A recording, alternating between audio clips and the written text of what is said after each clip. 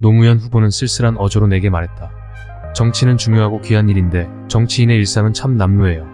이건 뭐 아무것도 아니지요. 정치로 무언가를 이루려고 한다면 이런 것과는 비교할 수도 없는 수모를 견뎌야 합니다. 정치가 그래요. 대중에게 정치업자가 아닌 정치가로 인정받으려면 오랜 시간 수모를 견뎌야 한다.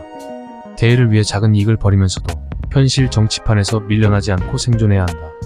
수모를 견디는 능력이 없이 진보 정치의 지도자가 된 사람은 없었다. 김대중 대통령과 노무현 대통령이 어떤 수모를 견뎠는지는 굳이 말하지 않겠다.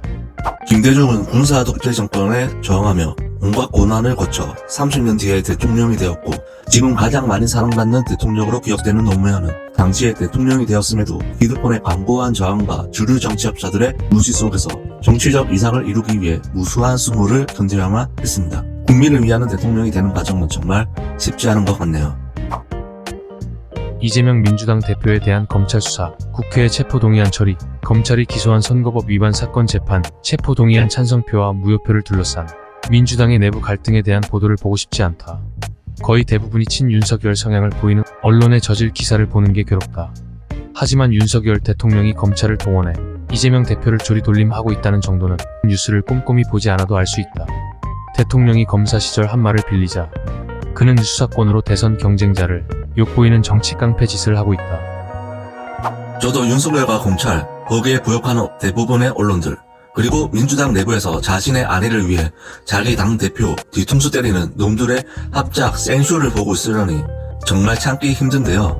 더 빡치는 이유는 국회의원이라는 정치업자 놈들이 대부분의 당원들 목소리에 역행해서 자기 맘대로 장난치기 때문입니다. 선거는 아직 1년이 남았네요. 에휴. 내가 이재명 대표에게 바라는 것은 하나, 수모를 견디는 힘을 잃지 말고 정치적 법률적으로 생존하는 것이다. 인간 이재명은 수모를 견디는 힘이 뛰어나다. 다른 능력도 뛰어나지만 그 힘도 있어서 여기까지 왔다.